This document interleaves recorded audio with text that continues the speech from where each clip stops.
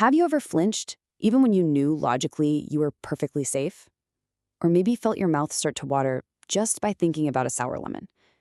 Well, today, we're going to dive into how one author uses these exact everyday reactions to build an argument for something, well, something much, much bigger. It's a simple question, right? But it really gets to the core of how we're wired. Why do our bodies sometimes just take over before our brains even have a chance to get in the game? It's a really interesting puzzle, and we're going to start to unravel it by looking at a fascinating personal story. All right, so let's set the scene. This story comes straight from the source author, Xu Feng. Picture this. It's a rainy autumn day back in 1980. We're in a classroom, there's a closed window, and a very mischievous classmate. So the author, Xu Feng, is just minding his own business, staring out the window, when his classmate, a guy named Cheng Heng Fu, decides to pull a little prank from outside. You know, a pretty simple, harmless setup. And bam, the reaction is immediate. He jumps back, shuts his eyes tight, a pure unthinking reflex. Of course, his friend just bursts out laughing, pointing out the obvious. The window was closed. There was absolutely zero danger. Logically, he knew he was safe, but his body, it didn't get the memo. So, get this. He actually tries to override it. He tells himself, okay, the window is closed. I am safe. I will not flinch this time. He braces himself. His friend does it again, and he still squeezed his eyes shut. He just couldn't stop it. As he put it, his eyes would not listen to his command. It wasn't until a bit later, when he was in physiology and psychology classes, that he finally found a name for this crazy, involuntary response. And it's a term I'm pretty sure you've heard before. A conditioned reflex. You know, it's that automatic, knee-jerk reaction to a very specific trigger. Now, some of these can be learned, for sure, but the author's whole experience and the argument he builds later really hinges on the ones that seem to be innate, the ones that are just hardwired into us. For him, the trigger was an object flying at his face, and the reaction was to protect his eyes. It's a perfect illustration of how some of our responses operate completely under the radar of conscious thought. This brings us to the classic example of a learned reflex, good old Pavlov's dogs. So, to start, a dog sees food, it salivates. Totally natural. But then Pavlov starts ringing a bell every single time he brings out the food. He creates a new connection in the dog's brain.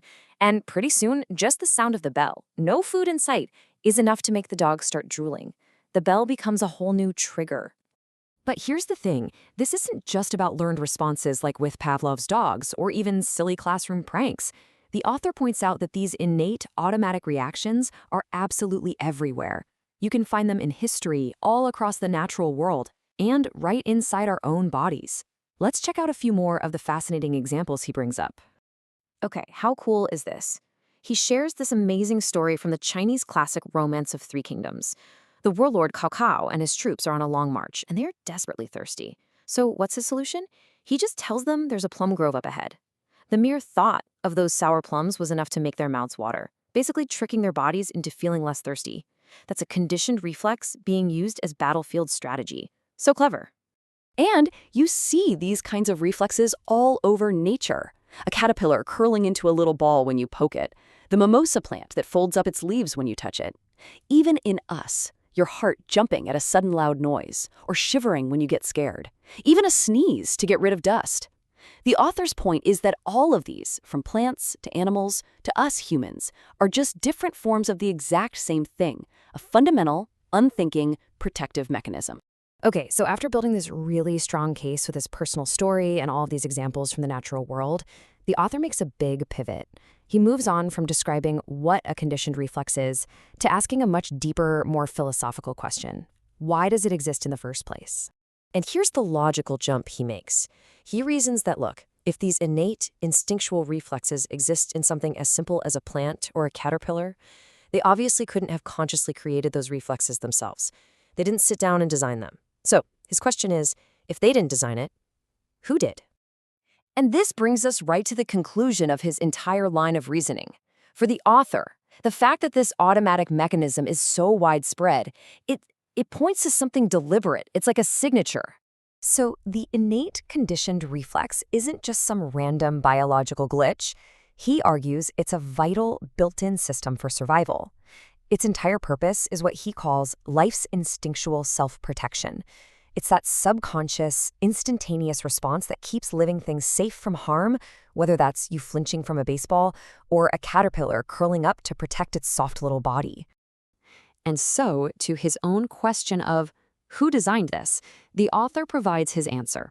For him, this elegant, life-preserving mechanism found all across nature is evidence of what he calls the greatest creator. And just like that, a simple, universal experience, that unthinking flinch, becomes a doorway to one of the biggest questions of all. Kind of makes you think, doesn't it?